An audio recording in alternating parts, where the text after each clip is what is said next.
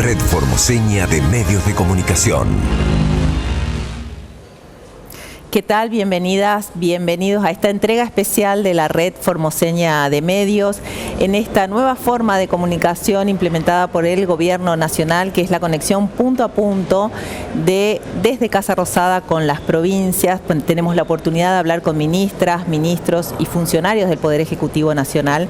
En este caso vamos a estar conversando con la ministra de las Mujeres, Género y Diversidad, la doctora Elizabeth Gómez Alcorta, primera ministra de este ministerio creado tras una larga lucha y conquista de las mujeres. ¿No es así, ministra? Muy buenos días, gracias por esta comunicación. Muy buenos días, Gabriela. Sí, efectivamente, como bien dijiste, el ministerio es una conquista de las mujeres y de la diversidad de muchos años de lucha, que no son solamente los últimos 5 años desde el primer Ni Una Menos, sino una larga trayectoria de lucha de las mujeres en Argentina por el reconocimiento de nuestros derechos, porque esos derechos después se hagan efectivos y por achicar todas las brechas de desigualdad que aún hoy persisten en la vida de cada una de las mujeres y de cada una de las personas de las diversidades. ¿Cuáles van a ser las principales líneas de trabajo de este ministerio? Bueno, nosotros tenemos como 3 grandes líneas, por decirlo de este modo. Por un lado es trabajar efectivamente en todo lo que son políticas públicas para abordar de modo integral las violencias por razones de género. Estamos dándonos un proceso participativo para la creación de un nuevo Plan Nacional de Acción contra las Violencias, que la idea es a mitad de año tenerlo, poder estar presentándolo y pensar las violencias no solamente en términos generales, sino con algunas situaciones puntuales o interseccionalidades que llegan a mujeres y a diversidades de modo distinto, con mayor nivel de violencia o mayor niveles de vulneración. Por otro lado, hay toda una nueva línea en términos de institucionalidad estatal, que tiene que ver con las políticas de igualdad y de diversidad. Nosotros tenemos una secretaría específica de igualdad y diversidad. Por un lado son todas las políticas que tienen que ver con la promoción y la protección de los derechos de las diversidades sexuales, y por otro lado todas aquellas políticas que implican la igualdad de las mujeres y las diversidades en todos los ámbitos de nuestras vidas, en el ámbito del trabajo, en el ámbito educativo, en el sistema de salud, en el sistema político, en el mundo sindical y en todos los ámbitos que se nos puedan ocurrir. En el marco de estas líneas o este eje de políticas, todo lo que tiene que ver con las políticas nacionales de cuidados es un eje neurálgico del ministerio, y centralmente es un eje neurálgico porque es uno de los puntos o de los huesos más duros de roer de las desigualdades, y es donde impactan esas desigualdades posteriormente en el resto de nuestras vidas, es decir, esa diferencia, esa desigualdad, esa inequidad que hay entre las tareas del hogar y las tareas de cuidado de las personas que requieren cuidado, ya sean niños, niñas, adultos o adultas, o incluso personas con discapacidad, recae centralmente en las mujeres y en las diversidades. Entonces, pensar que el Estado por primera vez toma esto como una política pública para tratar de empezar a desarmar muy paulatinamente desigualdades que han sido históricas, que tienen siglos, y sobre todo empezar a romper la lógica de la naturalización de que estas políticas, de que estas acciones o estas tareas estén en nuestras manos. La tercera línea, que para nosotros es fundamental, tiene que ver con la formación, tiene que ver con la aplicación de la ley Micaela a nivel nacional, tiene una fuerte importancia a capacitar en perspectiva de género y también en sensibilización de violencia de género a todos aquellos y a todas aquellas que trabajamos en la Administración Pública Nacional, y también promover que todas las provincias del país, ya son 21 de 24, puedan adherir a la ley nacional y que puedan llevar adelante la capacitación también a los funcionarios, funcionarias, trabajadores, trabajadoras de las administraciones públicas provinciales. Repasando las líneas, la primera línea que nombró, que es el trabajo para erradicar la violencia por motivos de género, ¿en qué este plan, qué significaría para nuestro país lograr este plan participativo que lo están haciendo? A ver, hay que darse una serie de políticas, primero en clave de eje de prevenir, es decir, cómo podemos pensar la prevención para que cada vez las violencias vayan disminuyendo. Sabemos que hay una cuestión muy vinculada al machismo y que la violencia machista está relacionada con los lugares prototípicos que históricamente se asignaron a las mujeres y a los varones. Entonces ahí hay una tarea de prevención que es fundamental. Cuanto mayor prevención tengamos, menos atención y menos protección vamos a tener que dar una vez que la violencia ya llegó. Cuando nosotros tenemos los datos crudos de las tasas de femicidios, de las tasas de violencia por razones de género, que hay que descentralizar la mirada, no pensando solo las violencias como las violencias domésticas, es decir, aquellas que suceden en el ámbito de las familias, y hay que también pensar en poder trabajar la prevención y la asistencia de violencias que vayan más allá de la violencia física, que obviamente es la más extrema y el femicidio es la más extrema de las violencias más graves. Cuando nosotros empecemos a trabajar en poder vivir una vida libre de violencias, es libre de violencias simbólicas, psicológicas, verbales, políticas, mediáticas, y poder poner esto en valor y poder esto, entendiendo que es una tarea de todos y de todas, de los medios de comunicación tienen que hacer un aporte fundamental, las escuelas y el sistema educativo también, y hay que empezar a desentrañar esta trama de violencia machista que nos atraviesa culturalmente. Hay que decir que América Latina no es el país más desigual del mundo, no es la región más desigual del mundo, pero es la región más donde corremos más riesgos de violencia a las mujeres en el mundo. Eso hay que ponerlo en clave, digamos, y hay que poder pensar cómo prevenir, y también hay que tener dispositivos, sobre todo un fuerte trabajo en red para poder hacer un abordaje integral de las violencias cuando sí efectivamente sucede, es cómo ayudar, cómo darnos políticas para que la mujer o la persona de la diversidad sexual que es víctima de violencia pueda desarmar esa trama de violencia, como el Estado, y cuando digo el Estado es el Estado municipal, que tiene dispositivos de cercanía, el Estado provincial y el Estado nacional, articular para poder asegurar que esa mujer pueda salir y tener una vida libre de violencias. Hay que hacer un trabajo muy fuerte de fortalecimiento de acceso a la justicia, es uno de los déficits que tenemos.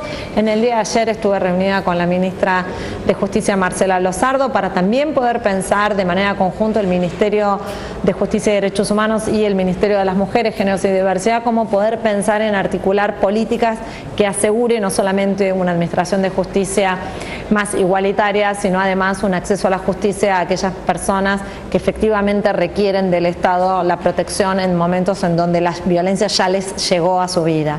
Así que la realidad es que este proceso de los foros, lo que estamos haciendo es poder recoger las voces y las propuestas de todo el país para poder después elaborar un plan nacional que efectivamente atienda a estas de las cuestiones, que son cuestiones centrales que hacen a la vida de todas y de todos en nuestro país. Y hablando del otro género, del otro eje, del ministerio, que es el tema del cuidado, ¿qué estrategia de intervención puede tener el Estado sobre ese tema?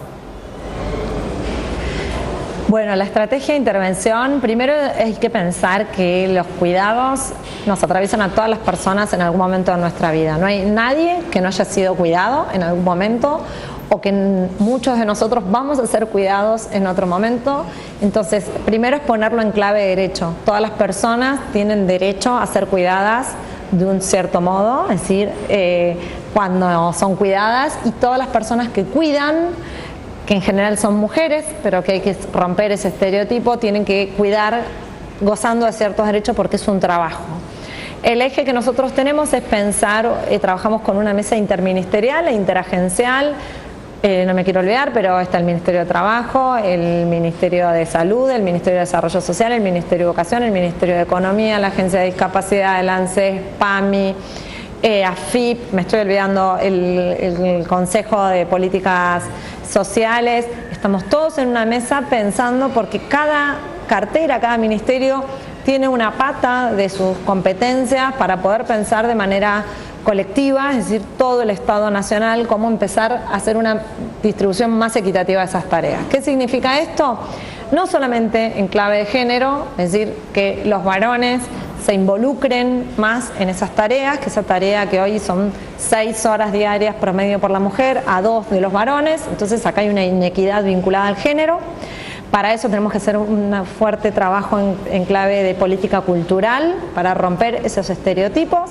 Esto por un lado. Pero por otro lado, si pensamos que de los 0 a los 2 años el Estado solamente ofrece un 6% de oferta pública de cuidado, es decir, atención a la primera infancia, quiere decir que el 94% de los niños y niñas, de los bebés de 0 a 2 años, tienen que quedar el cuidado en manos de las familias.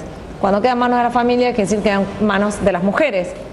Cuando uno dice, bueno, de 0 a 3, las mujeres y personas gestantes que tienen hijos de 0 a 3 años, el 50% están fuera del mercado laboral formal, quiere decir que la implicancia que tiene cuidar cuando uno tiene niños y niñas muy chiquititos es que la mujer sale del mercado laboral. Cuando sale del mercado laboral pierde autonomía económica, etcétera, etcétera. Entonces, el otro eje es pensar los servicios de cuidados en clave de corresponsabilidad.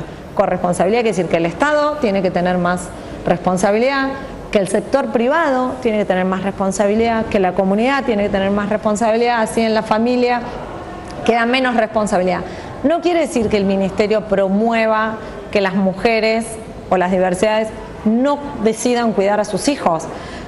Claramente el Ministerio acompaña el plan de vida que cada mujer quiera hacer. Lo que sí está claro es que tiene que ser una elección, no tiene que ser una imposición de que sí o sí, si tengo un hijo, tengo que salir del mercado laboral porque no tengo con quién dejar a ese hijo o a esa hija. Entonces, pensar todo esto, primero ponerlo en la agenda pública, ponerlo en la agenda política, pensar cómo se requiere una cantidad de agencias y de decisiones y de encuentros y de consensos. Esa es la primera tarea que nos dimos y nosotras estamos convencidas que este es el núcleo central de las desigualdades que sufrimos todas las mujeres en todo el país y les diría en todo el mundo. Entonces tomarlo como tarea y como una tarea prioritaria es empezar a desarmar uno de los núcleos más duros y más difíciles del sistema de desigualdades en el que vivimos. Muy claro, ministra, muy clara la explicación. Y para cerrar esta entrevista, ahora con un Ministerio de las Mujeres, Género y Diversidad, ¿qué sentido va a tener el 8 de marzo en la Argentina? Es una linda pregunta. Este 8 de marzo va a tener algo de especial porque este ministerio es, sin lugar a dudas, una conjunción de una fuerte conquista del movimiento de mujeres, de las diversidades y de la decisión política de un gobierno que toma como agenda una demanda popular, una demanda de la movilización de la calle que ha estado presente, como dijimos, hace muchísimas décadas y de una forma muy masiva en esta última etapa. Yo estoy convencida que así como el Ministerio de Trabajo en la década del 40 fue el reconocimiento de una demanda de un movimiento obrero organizado, este ministerio es otra conquista también de la organización popular.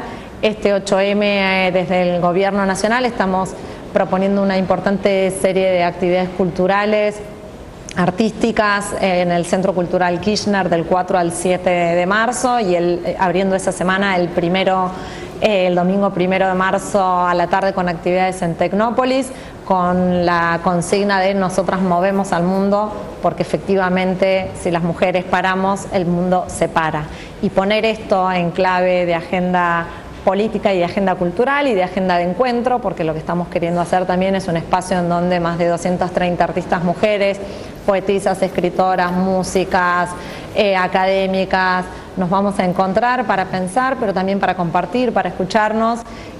Habla de que llegó un tiempo en donde se cambiaron las prioridades y es comenzar por aquellos a quienes más estamos en deuda y sin lugar a duda hay una deuda con las mujeres y con las diversidades que este gobierno pone en agenda y pone en prioridad. Así que este 8M va a ser un 8M de encuentro y de alegría. Muchas gracias, ministra. Muy claro todo y bueno, por otro próximo encuentro. Felicitaciones. Muchas gracias y un abrazo muy grande. No, por favor, a todas.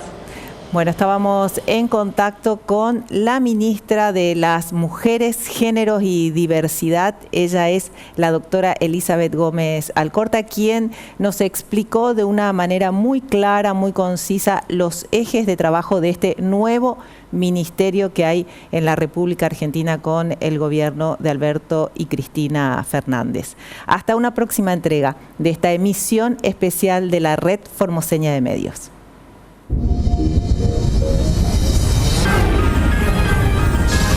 Red Formoseña de Medios de Comunicación.